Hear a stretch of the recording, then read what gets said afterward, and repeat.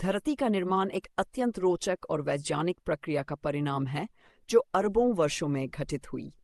आज से लगभग 6.6 अरब वर्ष पहले ब्रह्मांड में गैस और धूल के एक विशाल बादल, जिसे नेब्यूला कहा जाता है, में हलचल शुरू हुई।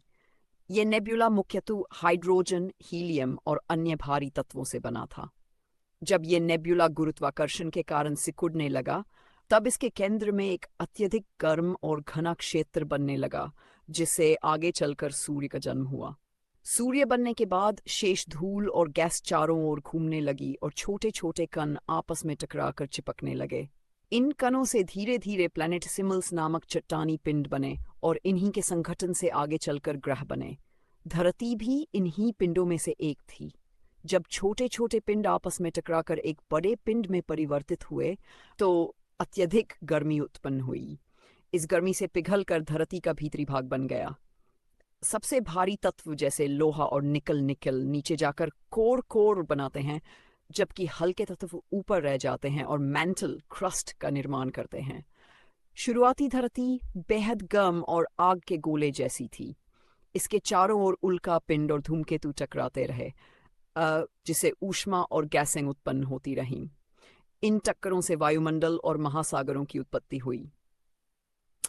ऐसा माना जाता है कि धूमकेतुओं और उल्काओं के साथ पानी भी धरती पर आया, जिससे धीरे धीरे महासागर बनने लगे। जैसे जैसे धरती ठंडी होती गई, उसका बाहरी हिस्सा कठोर हो गया और एक ठोस परत का निर्माण हुआ।